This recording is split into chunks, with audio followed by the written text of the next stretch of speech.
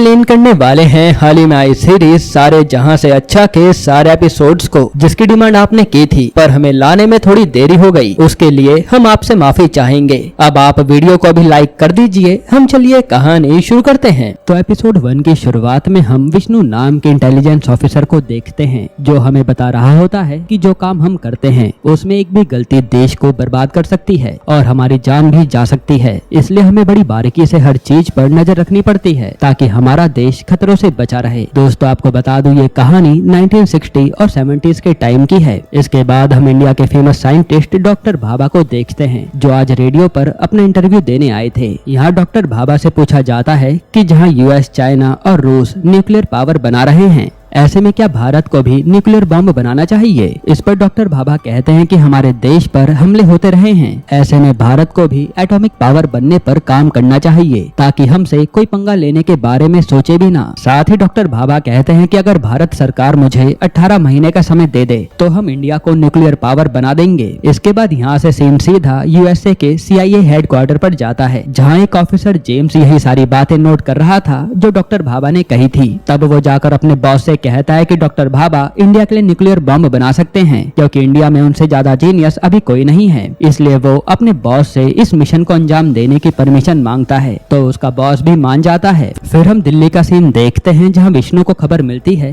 कि CIA के agent active हो चुके हैं और जरूर ये लोग कुछ करने वाले हैं। इसलिए विष्णु उस एजेंट के घर की तलाशी लेता है, जहाँ उसे एक डायरी का पेज फटा हुआ मिलता है। इसलिए वो उसका दूसरा पेज निकाल कर ले जाता है। फिर जब वो उस पेज पर लिखा हुआ किसी तरह पढ़ता है तो वो कुछ कोड में लिखा हुआ था। वहीं विष्णु का साथी आकर बताता है कि CIA ऑफिसर जेम्स को लेबनान में देखा गया है। इस पर विष्णु कहता है कि ये सब मिलकर कुछ बड़ी प्लानिंग कर रहे हैं। वहीं विष्णु ने उस एजेंट के कोड को डिकोड कर लिया था और उसे पता चलता है कि जेम्स डॉक्टर भाभा को टारगेट बनाए बैठा है, जो कि दूसरे देश एटॉमिक पावर की बात करने ही जा रहे हैं। अब ये बात विष्णु अपने बॉस को बताता है और डॉक्टर भाभा को सेव करने के लिए कहता है। लेकिन तभी हम देखते हैं कि जिस प्लेन में डॉक्टर भाभा जा रहे थे वो ब्लास्ट हो जाता है। ये बात जब विष्णु को पता चलती है तो उसे बहुत दुख होता है कि हम इतने बड़े साइंटिस्ट को बचा नहीं पाए। इसी के बाद इंडिया समझ गया था कि हमें भी अपनी खुद की इंटेलिजेंस एजेंसी बनानी चाहिए, ऐसे दुश्मनों से निपटने के लिए, जिसका निर्माण करते हैं RN काओ और वो बनाते हैं रॉ एजेंसी। फिर आगे विष्णु बताता है कि रॉ के बनते ही मैंने इंडिया और पाकिस्तान में अपना नेटवर्क फैलाया ताकि हम अपने दुश्मन के पास रहें। और तब पाकिस्तान ने 1971 की जंग छेड़ दी, पर हम तो इंटेल के कारण पहले से तैयार थे और हमने पाकिस्तान को हरा दिया। लेकिन इस हार के बाद सब जानते थे कि पाकिस्तान इस हार का बदला जरूर लेगा। फिर हम पाकिस्तान के PM भुट्टो को देखते हैं, जो अपने साथी से कह रहे थे कि इस भारत को मैं तबाह कर दूंगा, और वो अपने साथी से कुछ बड़ा करने के बारे में भी कहते हैं। वहीं हम काओ और PM को साथ में देखते हैं, जहां काओ कह रहे थे कि हमें पाकिस्तान को कमजोर नहीं समझना चाहिए, वो कुछ ना कुछ जरूर करेंगे, और इसी की टेंशन काओ को थी। खैर फिर हम विष्णु को देखते हैं, जहाँ वो शादी के लिए लड़की देखने आया था और वो लड़की मोहिनी विष्णु को पसंद भी आ जाती है। वहीं यहाँ पाकिस्तान में PM भुट्टो ने देश के बड़े बड़े फिजिसिस्ट को अपने पास बुला लिया था, जिन्हें लीड करने वाला था मुनीर नाम का साइंटिस्ट। तब यहाँ भुट्टो कहता है कि हमें अब न्यूक्लियर बम बनाना है ताकि हमसे कोई पंगा ना ले सके। लेकिन मुनीर कहता है कि इतना सारा फंड हम लाएंगे कहाँ से। तब भुट्टो कहता है कि उसकी चिंता तुम मत करो, मैं देख लूंगा, और वैसे भी कोई भी देश नहीं चाहेगा कि हम न्यूक्लियर बम बना ले। ऐसे में सबसे पहले CIA और मोसाद के एजेंट जो पाकिस्तान में हैं, उन्हें ठिकाने लगाना होगा, और ये काम हमारे ऑफिसर मुर्तजा ने शुरू भी कर दिया है। जिसके बाद हम ISI ऑफिसर मुर्तजा को देखते हैं, जिसने पाकिस्तान में छिपे कई सारे एजेंट्स को पकड़कर मार डाला था, और मुर्तजा पाकिस्तान के लिए कुछ भी करने को तैयार था। इसके बाद हम नौशाद अहमद नाम के पाकिस्तानी आर्मी ऑफिसर को देखते हैं, जिसके सामने एक एजेंट को पकड़ा जाता है और इससे अहमद डर जाता है। फिर हमें पता चलता है कि अहमद भले ही पाकिस्तान का ऑफिसर हो, लेकिन विष्णु के पास अहमद की कुछ फोटोज हैं, जो बाहर आई तो अहमद के लिए दिक्कत हो जाएगी। इसलिए विष्णु अहमद को ब्लैकमेल करके पाकिस्तान की खबर लेता रहता है। फिर अहमद से विष्णु को पता चलता है कि अब तक CIA, मोसाद और ना जाने कितने देशों के एजेंट को मारा जा चुका है, और ये सब बातें अहमद विष्णु को कोड लैंग्वेज में बता रहा था। तब विष्णु ये बात काओ को बताता है तो काओ कहते हैं कि पाकिस्तान का ISI नेटवर्क 23 साल से चल रहा है, इसलिए वो लोग जासूसी में इतने आगे हैं और हमें तो केवल 3 साल हुए हैं। फिर काओ कहते हैं कि पाकिस्तान में कुछ बड़ा होने वाला है, इसलिए इतने एजेंट को ढूंढ ढूंढ कर मारा जा रहा है ताकि इन्फॉर्मेशन बाहर ना आए। तब विष्णु कहता है कि मैं उस भुट्टो का पता करता हूँ। फिर कुछ समय जांच करने के बाद विष्णु आकर बताता है कि पाकिस्तान के फेमस फिजिसिस्ट जो दुनिया के कोने कोने में थे उन्हें पाकिस्तान लाया गया है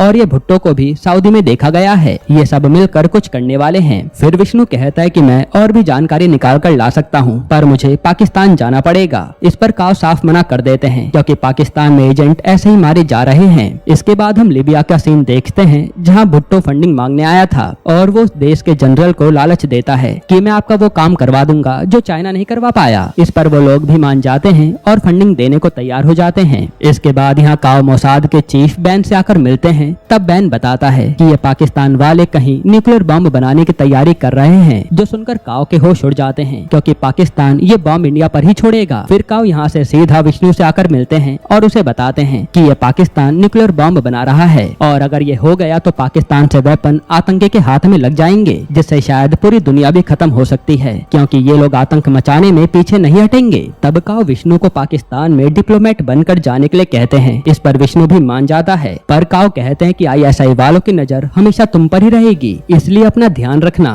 और सुनने में आया है कि तुम शादी कर रहे हो तो अपनी बीवी को भी साथ ले जाना ताकि ISI वालों को लगे कि तुम फैमिली वाले हो तो वो गलत नहीं समझेंगे। जिसके बाद विष्णु सबसे पहले शादी करता है। वहीं हम पाकिस्तान में मुर्तजा और अहमद को देखते हैं। ये दोनों बहुत पुराने दोस्त थे, एक फैमिली की तरह। तभी हम मुर्तजा अहमद से कहता है कि एजेंट तुम्हारे पास भी आ सकते हैं, इसलिए सतर्क रहना। इधर विष्णु मोहिनी के साथ पाकिस्तान जाने के लिए निकल रहा होता है। तब वो देखता है कि उस पर तो नजर रखी जा रही है, यानी ISI वाले यहाँ भी एक्टिव हैं। फिर विष्णु और मोहिनी जब पाकिस्तान पहुँचते हैं तो उन्हें जो कार्ड लेने आई थी उस पर लिखा था वी आर वॉचिंग यू। ये देखकर विष्णु समझ जाता है कि यहाँ रहना आसान नहीं होगा। वहीं पाकिस्तान के पास न्यूक्लियर बम की फंडिंग आ गई थी। यहीं पर एपिसोड 1 खत्म होता है। एपिसोड 2 की शुरुआत में हम पाकिस्तान में भारत के एक जासूस को देखते हैं जो बस एक आदमी को इन्फॉर्मेशन दिया करता था। तब उसका पता करके मुर्तजा उसे पकड़ लेता है। हालांकि ये लड़का ज्यादा कुछ नहीं जानता था, बस वो इतना बताता है कि कोई आर्मी में बड़ा अफसर इंडिया का जासूस है, जो जानकर तो मुर्तजा के होश उड़ जाते हैं। फिर यहाँ विष्णु पाकिस्तान में मौजूद अपने एसेट के बारे में जान रहा था, जिसमें इनका सबसे बड़ा एसेट है सुखबीर, जो यहाँ रफीक बनकर 4 साल से रह रहा है और वो अब कई सारे पाकिस्तानी आर्मी का पैसा स्टॉक में लगाता है। तब यहाँ एक ऑफिसर आकर बताता है कि हमारा एसेट जुनेद शायद पकड़ा गया है, ये वही लड़का है जिसे मुर्तजा ने मार डाला। तब विष्णु कहता है कि मुझे उस अहमद से मिलना है,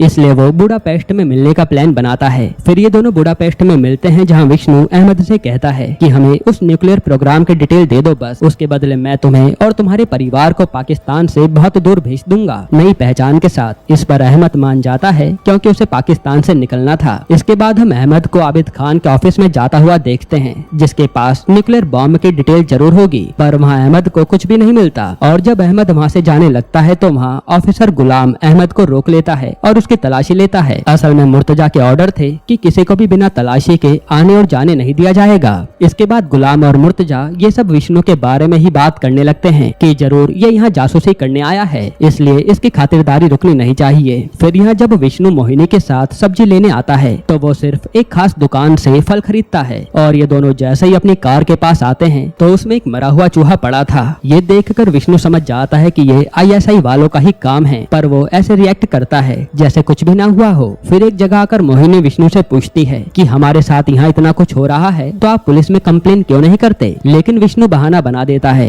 कि मुझे फालतू के लफड़े नहीं चाहिए। तब मोहिनी कहती है कि आप मुझसे कुछ छुपा रहे हैं क्या, पर विष्णु तो बात घुमा देता है और मोहिनी को आज तक नहीं पता कि विष्णु करता क्या है। फिर मोहिनी वहाँ से घर चली जाती है और विष्णु उन फल में से एक सेब निकालता है जिसमें इंफॉर्मेशन थी, यानी ये फल वाला भी इनका एसेट है और उसमें लिखा था कि पाकिस्तान पेरिस से आर्म्स डीलिंग कर रहा है। जिसके बाद हमें विष्णु के इन्फॉर्मर विक्रम को दिखाया जाता है जो कि पेरिस में मौजूद था और विक्रम वहाँ पर पूरी इन्फॉर्मेशन निकाल कर विष्णु को बता देता है असल में पाकिस्तान का आदमी बिलाल यहाँ आर्म्स डील करने आया है और ये किसी चाल से डील कर रहे हैं। फिर ये खबर काव को मिलती है तो वो कहते हैं कि सब पता करो कि ये डील हो क्यों रही है। इधर अहमद अपने घर में कपड़े पैक कर रहा था क्योंकि इन्फॉर्मेशन देते ही उसे विष्णु नए पासपोर्ट दे देगा और ये फैमिली के साथ यहाँ से निकल लेगा। तभी वहाँ मुर्तजा अपनी बेटे के बर्थडे पर फंक्शन में इन्हें इन्वाइट करने आता है तो सामान देकर पूछने लगता है कि कहाँ जा रहे हो। इस पर अहमद कहता है कि नहीं जा नहीं रहे, बस सामान खोल कर चेक कर रहे हैं, मेरी बीवी का सूट गायब है। फिर मुर्तजा कहता है कि मैं चलता हूँ, मुझे आबिद को भी कार्ड देने जाना है।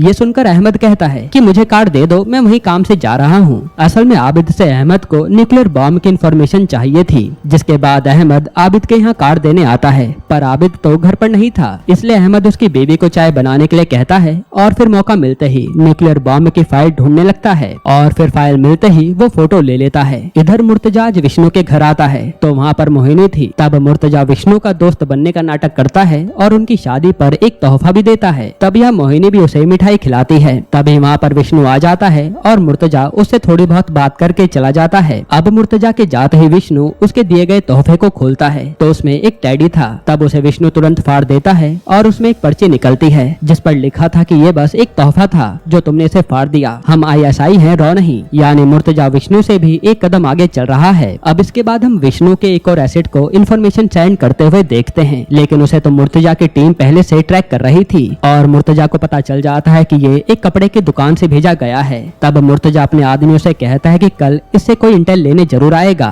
इसलिए इस पर नजर रखना। वहीं विष्णु ने सुखबीर को भेज दिया था उस कपड़े वाले से इंटेल लेने के लिए और जैसे ही सुखबीर वो लेने जा रहा होता है तभी वहाँ कोई ग्राहक आ जाता है जिसे ये ISI वाले पकड़ लेते हैं। तब ये देखकर सुखबीर बच जाता है। फिर विष्णु का जब सुखबीर पर फोन आता है तो वो कहता है कि आज तेरी वजह से मैं पकड़ा जाता, वो कपड़े वाला भी पकड़ा गया। तब विष्णु कहता है कि वो हमारा एसेट था जो हमें अहमद के इंटेल बताता था, बाकी उसे कुछ नहीं पता। आगे सुखबीर कहता है कि तेरे कारण मैं बुरा फंस गया हूँ, यहाँ से मैं निकल भी नहीं सकता, पता नहीं मेरी माँ किस हाल में होगी। तभी सुखबीर से मिलने एक ऑफिसर रिजवान आता है जो अपना पैसा मार्केट में लगवाने आया था। साथ ही रिजवान की बहन नसीम भी आई हुई थी और असल में सुखबीर और नसीम का चक्कर चल रहा था। इसके बाद अब विष्णु अपने आदमियों से कहता है कि मुझे अहमद से खुद मिलना होगा उसके इंटेल लेने के लिए और वहीं मैं उसे उसका पासपोर्ट दे दूंगा। वहीं गुलाम मुर्तजा को आकर बताता है कि जो आदमी इंटेल दे रहा था उसकी भाषा को डिकोड करने पर न्यूक्लियर बॉम्ब के बारे में पता चला है। इस पर मुर्तजा कहता है कि न्यूक्लियर बॉम्ब के बारे में तो केवल 4 लोगों को पता है, इसलिए मुर्तजा उन चारों पर नजर रखवाने लगता है। यहाँ अहमद को विष्णु ने सिनेमा हॉल में बुला लिया था। फिर जब मुर्तजा अपनी फैमिली के साथ होता है तब उसकी बेटी कहती है कि अहमद अंकल तो अपने बच्चों को यूरोप घुमाने ले जाने वाले हैं, आप हमें कब ले जाएंगे। तब मुर्तजा पूछता है कि आपको ये किसने कहा। इस पर उसकी बेटी कहती है कि अहमद अंकल की लड़की ने ही बताया था।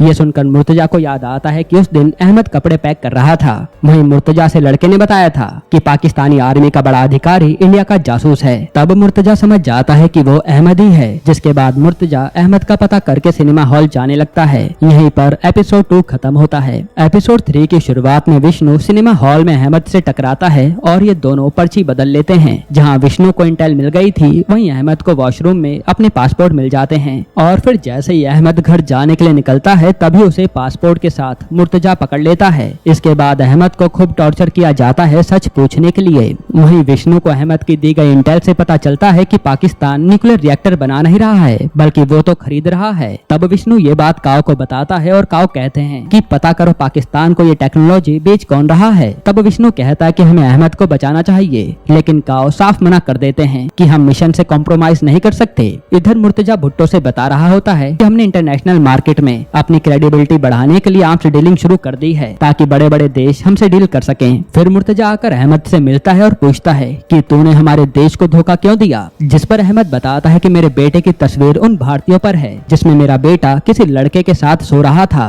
असल में अहमद का बेटा गे है और पाकिस्तान में इसकी सजा सीधा मौत है, इसलिए अपने बेटे को बचाने के लिए अहमद विष्णु को इंटेल दे रहा था ताकि अपने परिवार के साथ यूरोप चला जाए और वहाँ उसके बेटे को कोई कुछ नहीं कहेगा। तब मुर्तजा कहता है कि मैं तेरे परिवार का ध्यान रखूंगा और वो उसे गोली मार देता है। इधर पेरिस में विक्रम मोसाद की जासूस मरिया से मिलता है और बताता है कि पाकिस्तान कुछ बड़ा करने का प्लान कर रहा है, हमें पता करना है कि इतने सारी आर्म्स डीलिंग पाकिस्तान क्यों कर रहा है। असल में इजराइल की एजेंसी मोसाद भी पाकिस्तान का दुश्मन है, इसलिए इन्होंने विक्रम से हाथ मिला लिया पाकिस्तान को फेल करने के लिए। फिर मरिया जाकर उस चार्ल्स को सेड्यूस करती है और फिर उसके साथ इंटीमेट होकर इंटेल निकाल लेती है। इसके बाद मरिया से विष्णु को पता चलता है कि चार्ल्स और बिलाल का कनेक्शन BFCI बैंक से है और विष्णु सोच में पड़ जाता है कि पाकिस्तान इतनी बड़ी आर्म्स डील ऐसे छोटे बैंक से क्यों कर रहा है। तब यहाँ विष्णु कहता है कि हमें पाकिस्तान के BFCI बैंक के पिछले 6 महीने के लेजर चेक करने पड़ेंगे कि आखिर चल क्या रहा है। तब उसे सुखबीर की याद आती है कि वही लेजर निकलवा सकता है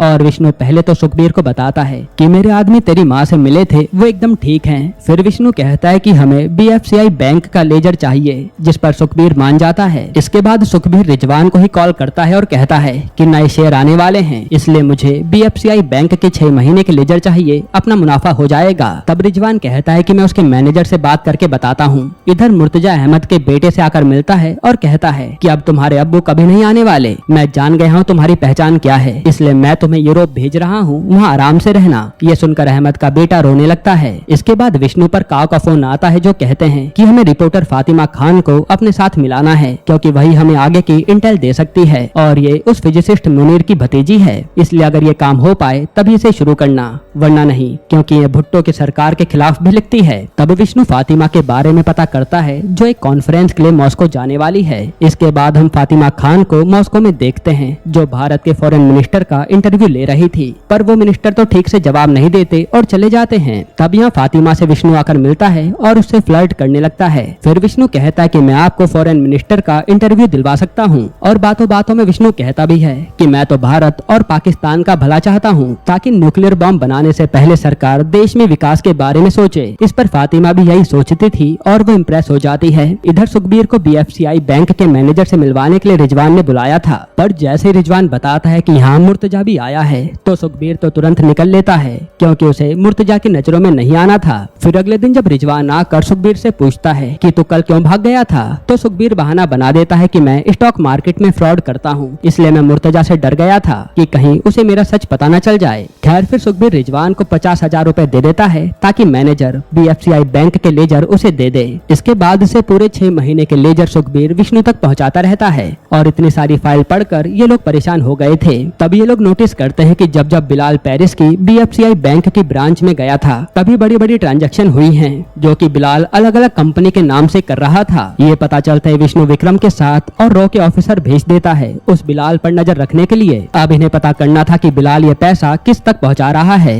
ताकि न्यूक्लियर रिएक्टर भेजने वाली कंपनी का नाम पता चल जाए। जिसके बाद ये लोग पेरिस के BFCI बैंक से इंटेल निकालने का काम विक्रम को देते हैं, तो विक्रम भी अपने साथियों के साथ सिक्योरिटी को झांसा देकर उस बैंक के लॉकर तक पहुंच जाता है और इनके सामने नाम आता है HGN कंपनी का। तब ये बात विष्णु काव को बताता है कि HGN कंपनी ही पाकिस्तान को न्यूक्लियर रिएक्टर भेज रही है, जो कि फ्रांस की है, और इन्होंने चाइना की भी न्यूक्लियर पावर बनाने में मदद की थी। फिर काव पूछते हैं कि फातिमा से बात हुई, वो मुनीर से इंटेल निकलवाने में काम आ सकती है, और उसी के जरिए पता चलेगा कि अभी न्यूक्लियर रिएक्टर पाकिस्तान आने में कितना समय है, वरना भुट्टो तो न्यूक्लियर बॉम्ब बनते ही इंडिया पर हमला कर देगा। ये सुनकर विष्णु टेंशन में आ जाता है कि अब वो करे क्या। यहीं पर एपिसोड 3 खत्म होता है। तो एपिसोड 4 की शुरुआत में हम देखते हैं कि फातिमा के ऑफिस में कुछ ऑफिसर रेड मारने आए थे, और वो फातिमा से कहते हैं कि आप ज्यादा सरकार के खिलाफ मत लिखा करो, वरना आपको दिक्कत हो जाएगी। ये सुनकर फातिमा को गुस्सा बहुत आता है, पर वो कुछ कहती नहीं। फिर हम देखते हैं कि ये ऑफिसर आकर सीधा सुखबीर से मिलते हैं, जिन्हें वो पैसे दे देता है। यानी ये काम सुखबीर ने ही कराया था, ताकि फातिमा पाकिस्तान सरकार पर और भड़क जाए। जिसके बाद सुखबीर नसीम से मिलने आता है और ये दोनों रोमांस कर रहे थे। तभी घर पर रिजवान आ जाता है। ये देखकर सुखबीर को लग रहा था कि रिजवान उसे छोड़ेगा नहीं, पर रिजवान तो यहाँ सुखबीर से नसीम की शादी की बात कर लेता है, जो सुनकर सुखबीर बहुत खुश हो जाता है। पर रिजवान कहता है कि अपने परिवार को यहाँ बुला लो, मैं शादी करवा दूंगा। जिस पर सुखबीर झूठ कह देता है कि मैं तो अनाथ हूँ। तब रिजवान ज्यादा कुछ कहता नहीं। इधर हम विष्णु को देखते हैं, जो कि एक पार्टी में अपनी बीवी मोहिनी के साथ आया हुआ था। वहीं फातिमा भी मौजूद थी, तो विष्णु उससे जाकर बात करने लगता है। फिर बातों के दौरान वो पाकिस्तानी सरकार के खिलाफ बोलता है, जिससे फातिमा भी एग्री कर रही थी। तभी विष्णु बताता है कि भुट्टो पाकिस्तान में न्यूक्लियर बॉम्ब बना रहा है। ये सुनकर फातिमा चौंक जाती है। फिर विष्णु कहता है कि मैं रॉ से हूँ और हमें पाकिस्तान को न्यूक्लियर बॉम्ब बनाने से रोकना है, इसमें मुझे तुम्हारी मदद चाहिए। लेकिन फातिमा तो साफ मना कर देती है कि मैं अपने देश से गद्दारी नहीं करने वाली। तब विष्णु कहता है कि अभी पाकिस्तान को अपनी इकोनॉमी पर ध्यान देना चाहिए, ना कि ऐसे बॉम्ब बनाने पर, इससे तुम्हारा देश ही बर्बाद होगा। साथ ही विष्णु कहता है कि अगर तुम्हारा मन मेरी साइड आने का करे तो अपने अखबार में एक शादी का एड छाप देना, मैं समझ जाऊंगा। वहीं विष्णु को फातिमा से बातें करते हुए मोहिनी बहुत देर से देख रही थी। इधर काव पीएम से बात कर रहे थे कि हमें HGN कंपनी का कुछ करना पड़ेगा, जिस पर पीएम कहती है कि आप अपने जासूस से जो चाहे वो करवा सकते हैं, उसमें मैं कुछ नहीं कहूंगी, लेकिन HGN कंपनी से मैं बात नहीं कर सकती। जिसके बाद हम देखते हैं कि बिलाल पर विक्रम नजर रख रहा था। तभी वहाँ बिलाल के पास मुर्तजा आता है और उसे खूब मारता है, क्योंकि बिलाल पाकिस्तान के काम को छोड़कर सिर्फ अयाशियों में लगा हुआ था।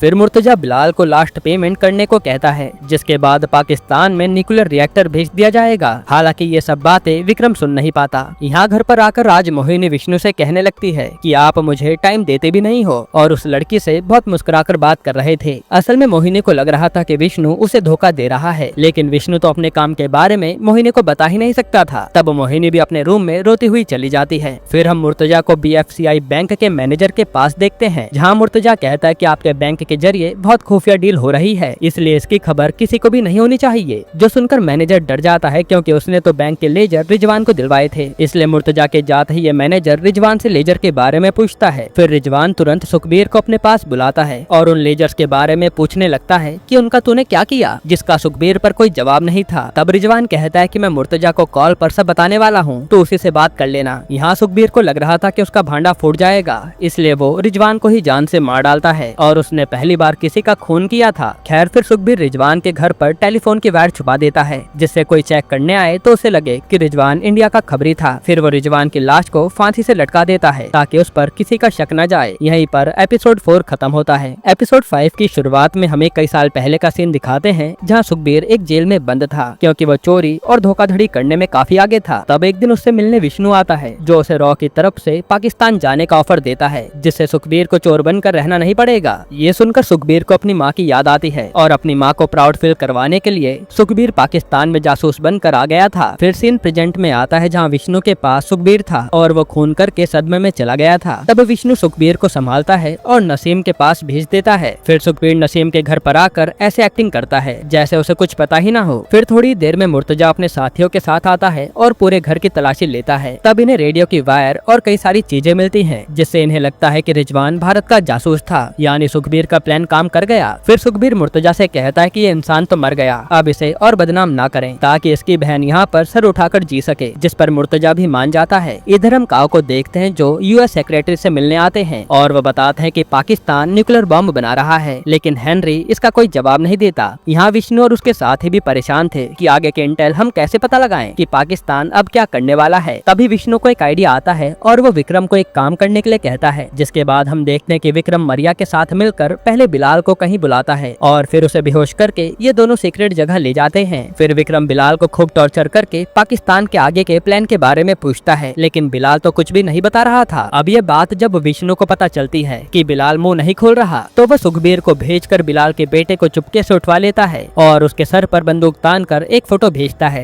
जिससे बिलाल सच बता दे। वहीं यहाँ बिलाल अपना फोन नहीं उठा रहा था, तो मुर्तजा टेंशन में आ जाता है कि बिलाल कहाँ चला गया। उसी समय बिलाल अपने बेटे की फोटो देखकर बहुत घबरा जाता है। तब सबसे पहले तो विक्रम बिलाल की बात मुर्तजा से कराता है, ताकि मुर्तजा को कुछ पता न चले। फिर बिलाल विक्रम को बताता है कि पेमेंट हो चुकी है और न्यूक्लियर रिएक्टर शिप के जरिए आ रहा है। फिर विक्रम शिप की पाकिस्तान में आने की डेट पूछता है, तो वो बिलाल को पता नहीं थी। तब विक्रम बिलाल को जान से मार देता है और उसकी कार को ऐसे ठोकता है जिससे सबको लगे कि बिलाल एक्सीडेंट में मर गया। फिर ये न्यूज जब मुर्तजा को पता चलती है, तो वो समझ जाता है कि बिलाल के पीछे जासूस पड़ चुके थे। इधर फातिमा अभी भी पाकिस्तान में न्यूक्लियर रिएक्टर के बारे में सोच रही थी, जिससे पाकिस्तानियों पर भी खतरा हो सकता था। वहीं आज US सेक्रेटरी हेनरी का भुट्टो पर कॉल आता है कि आप न्यूक्लियर बम बना रहे हैं क्या, जो सुनकर भुट्टो तो साफ मना कर देता है कि ऐसा कुछ भी नहीं है। लेकिन फिर वो तुरंत मुर्तजा को बुलाकर कहता है कि न्यूक्लियर रिएक्टर जितनी जल्दी हो सके पाकिस्तान में मंगा लो, वरना वो हेनरी पक्का हमारी डील खराब कर देगा। वहीं विष्णु और उसके साथ ही सोच रहे थे कि हमें बस वो तारीख पता करनी है जब वो शिप पाकिस्तान में आएगा, ताकि हम उसे तबाह कर सकें। तभी विष्णु देखता है कि फातिमा ने अपने अखबार में शादी का एड छापा है, यानी अब फातिमा उसकी तरफ है। यहीं पर एपिसोड 5 खत्म होता है। एपिसोड 6 की शुरुआत में फातिमा से मिलने सुखबीर आता है और उसे एक खुफिया पेन देता है, जिससे आप किसी की भी बातें सुन सकते हैं। साथ ही सुखबीर कहता है कि अगर तुम या मैं पकड़े गए तो हम दोनों को कोई बचा नहीं पाएगा, ये ISI वाले सब जगह हैं। फिर फातिमा विष्णु को कॉल करके कहती है कि कल मैं ऐसी खबर छापूंगी जिससे मेरे चाचा मुनीर मुझे खुद अपने पास बुलाएंगे। तब विष्णु कहता है कि कुछ भी करो, बस तारीख का पता कर लो। फिर अगले दिन हम देखते हैं कि अखबार में फातिमा ने छाप दिया था कि पाकिस्तान न्यूक्लियर बम बना रहा है। ये देखकर मुनीर तुरंत फातिमा को अपने पास बुला लेता है और वो फातिमा को खूब डांटता भी है कि तुम पाकिस्तान के खिलाफ क्यों जा रही हो। तब फातिमा कहती है कि देश में इतनी गरीबी है और आप सब न्यूक्लियर बम बनाने में लगे हैं, जिस पर मुनीर कुछ नहीं कहता। वही मौका मिलते ही फातिमा वहाँ पेन रख देती है, जिससे विष्णु सब कुछ सुन सकता था। अब फातिमा के जाने के बाद वहाँ मुर्तजा आता है और बताता है कि हमारा शिप जल्दी पाकिस्तान पहुँचने वाला है, आप बस टेस्ट की तैयारी कीजिए। तब इनकी बातों से विष्णु को पता चल जाता है कि 15 तारीख को शिप पाकिस्तान में आ जाएगा। फिर विष्णु सीधा ये बात काओ को बताता है और कहता है कि शिप में जो रिएक्टर आ रहा है वो असेंबल नहीं होगा, यानी उसमें कुछ भी रेडियो एक्टिव नहीं है जिससे हम उसे तबाह कर सकते हैं। तब काओ भी इसकी परमिशन दे देते हैं। फिर विष्णु पाकिस्तान में रह रहे 3 जासूसों को अपने पास बुलाता है क्योंकि उन्हें चोरी चुपके न्यूक्लियर रिएक्टर को तबाह करना था। जिसके बाद ये पूरा प्लान बनाते हैं और हर जगह पोर्ट पर नजर रखने लगते हैं। वहीं विष्णु सुखबीर से कहता है कि ये मिशन पूरा हो जाए तो मैं तुझे नई पहचान के साथ यहाँ से दूर भेज दूंगा और तू नसीम को भी ले जा लेना, जिस पर सुखबीर मान जाता है। यहाँ मुर्तजा ने भी अपने साथियों से कहा था कि शिप आने वाला है तो पोर्ट के आसपास हर जगह निगरानी रखना, क्योंकि दूसरे देश के जासूस इसे तबाह करने जरूर आएंगे, इसलिए हर जगह पाकिस्तानी सेना नजर रख रही थी। फिर हम विष्णु और उसके साथियों को देखते हैं जो पोर्ट के पास एक गुफा में जाते हैं और इनका प्लान था कि यहीं से जाकर उस रिएक्टर को बॉम्ब से उड़ा देंगे। जिसके बाद फाइनली शिप पाकिस्तान में आ जाता है और विष्णु और उसके साथी जब पोर्ट की ओर जा रहे होते हैं तभी गुफा में कुछ पाकिस्तानी सैनिक आकर उन्हें देख लेते हैं। तब विष्णु और सुखबीर तो उन्हें जान से मार डालते हैं, लेकिन इस दौरान एक गोली चल जाती है जिससे मुर्तजा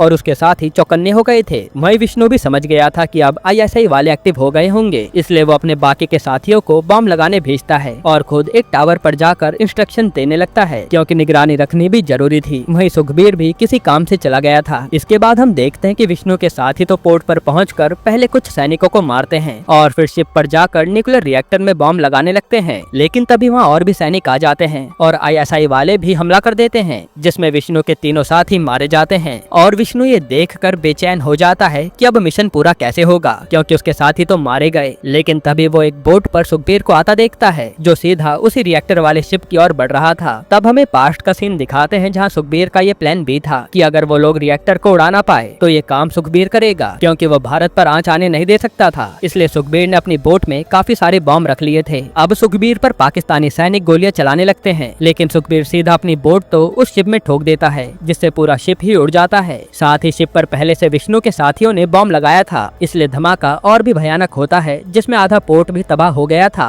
इसके बाद विष्णु अपने ऑफिस आता है और उसके साथी मिशन पूरा करने पर काफी खुश थे, लेकिन विष्णु अपने साथियों की मौत से दुखी था। जिसके बाद विष्णु को इंडिया बुला लिया जाता है और विष्णु फिर किसी दूसरे मिशन पर लग जाता है। यहीं ये सीरीज खत्म होती है।